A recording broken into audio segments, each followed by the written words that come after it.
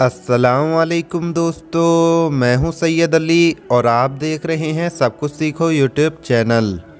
दोस्तों, आज की इस वीडियो में हम आपको बताने वाले हैं कि अरब में रहने वाले लोग हम बिस्तरी से पहले अपने नाक में तेल क्यों लगाते हैं, इसके क्या क्या फ़ायदे हैं और वो लोग ऐसा क्यों करते हैं, आगे हम आपको वीडियो में बताएंगे।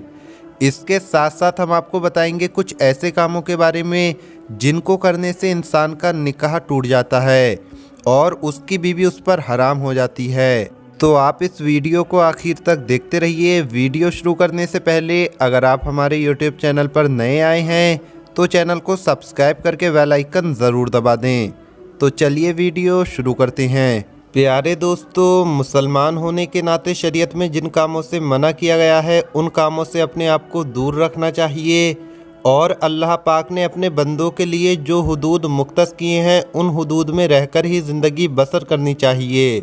कुरानी तालीमात इंसान को ये बताती है कि उसने ज़िंदगी कैसे गुजारनी है, लेकिन अक्सर कम इल्मी की वजह से हम उन हुदूद को क्रॉस कर जाते हैं, जबकि उन कामों में इंतहाई एहतियात की ज़रूरत होती है, वरना बीवी हमेशा के लिए हराम हो जाती है। दोस्तों, इसमें सबसे पहली जो बात है वो मज़हब के हवाले से है। अगर मियाँ और बीवी में से कोई एक शख्स भी नाउज़ुबिल्लाह इस्लाम को छोड़कर कोई दूसरा मज़हब इख्तियार कर ले तो उनके निकाह का रिश्ता ख़त्म हो जाएगा, और अगर इसके बाद वो एक दूसरे के साथ रहेंगे तो ये एक हराम काम होगा। दोस्तों, आपने देखा होगा कि मर्द हजरात अक्सर जब बाहर मुल्क में जाते हैं तो वो किसी गैर मुस्लिम लड़की से शादी कर लेते हैं और इसके बाद उनके बच्चे भी हो जाते हैं।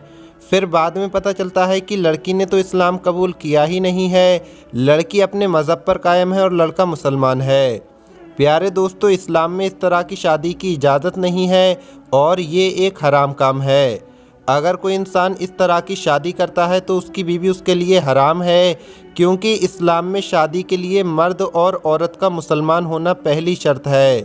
प्यारे दोस्तों, इसके अलावा रिश्तों के हवाले से अगर हम बात करें तो हम आपको बताते चलें कि बेटी जब 9 साल की हो जाए तो वो अपने बाप के साथ हरगिज़ ना सोए, ये शरई हुक्म है, इसलिए इसकी पाबंदी बहुत ज़रूरी है। शरीयत ने ये अहकाम इसलिए नाफिज किए हैं कि अगर उनके अहकाम की पासदारी ना की जाए तो उनका नतीजा बड़ा ख़तरनाक निकलता है।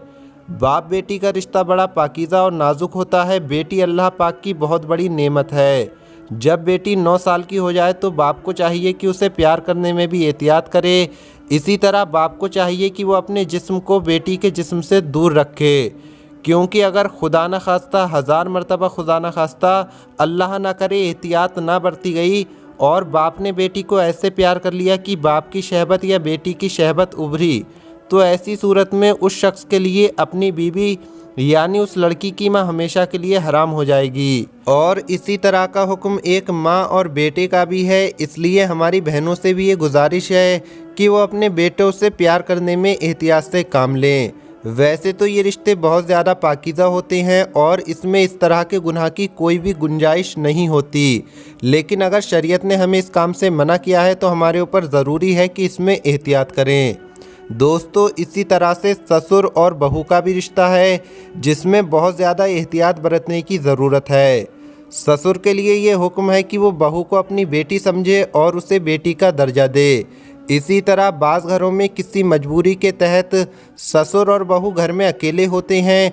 उनमें अगर अल्लाह ना करे, खुदा ना खास्ता, कोई ऐसी सूरत पैदा हो जाए जो कि उनको शहबत की नियत से करीब कर दे, तो उस सूरत में भी बीवी अपने शौहर के लिए हराम हो जाएगी। तो दोस्तों, अब हम आपको बताते हैं कि अरब में रहने वाले लोग हम बिस्तरी से पहले नाक में तेल क्यों लगाते हैं। प्यारे दोस्तों, अगर आप रात के वक्त अपने नाक को किसी भी किस्म के तेल से भर देंगे तो आप ये जानकर हैरान रह जाएंगे कि सुबह तक वो तेल आपकी नाक से गायब हो चुका होगा। और इसकी सबसे बड़ी वजह ये होती है कि हमारी नाक वो तेल कुदरती तौर पर हमारे जिस्म के बाकी हिस्सों तक पहुंचा देती है, जिससे हमारे जिस्म को बहुत ज़्यादा फ़ायदा पहुंचता है, क्योंकि हमारे जिस्म में बहुत सारी बीमारियां ऐसी होती हैं जो नाक में खुश्की की वजह से पैदा होती हैं। इसलिए अगर हम रात को सोने से पहले तेल के चंद कतरे अपनी नाक में लगा लेते हैं तो हम बहुत सारी बीमारियों से बच सकते हैं, जैसे चेहरे की खुश्की, सर की खुश्की, दिमाग का भारीपन, खुश्की की वजह से बालों का गिरना और बालों का जल्द सफ़ेद हो जाना, भूल जाने का मर्ज, टेंशन और बेसुकूनी, आँखों में अंधेरा आ जाना, नज़र की कमज़ोरी, खुश्की की वजह से होंठों का फट जाना, पेट का ख़राब होना, जिस्म में थकावट, सुस्ती और कमज़ोरी का एहसास होना वगैरह वगैरह। ये सब बीमारी नाफ में खुश्की होने की वजह से भी हो सकती हैं। और हम रोज़ाना नाफ में अगर तेल का इस्तेमाल करते हैं तो यकीनन हम आसानी के साथ इन बीमारियों से बच सकते हैं। दोस्तों, अब अगर हम बात करें कि हम बिस्तरी से पहले नाफ में तेल लगाना क्यों ज़रूरी है और अरब में रहने वाली औरतें हम बिस्तरी से पहले नाफ में तेल क्यों लगाती हैं, तो आप ये जान लें कि वो औरतें अपनी नाफ में तेल इसलिए लगाती हैं क्योंकि इससे चेहरे की खुश्की ख़त्म हो जाती है, चेहरा तरोताज़ा और ख़ूबसूरत नज़र आता है, जिस्म का ढीलापन ख़त्म हो जाता है, जवानी देर तक कायम रहती है। और यही वजह है कि अरब में रहने वाले लोग, मर्द और औरतें हमेशा सेहतमंद और तंदुरुस्त नज़र आते हैं। और दूसरी बात यह है कि हम बिस्तरी से पहले नाफ में तेल लगाना इसलिए भी ज़रूरी है क्योंकि जिस तरह औरतों को नाफ में तेल लगाने के बहुत सारे फ़ायदे हासिल होते हैं, इसी तरह मर्दों को भी नाफ में तेल लगाना बहुत ज़्यादा फ़ायदेमंद साबित होता है।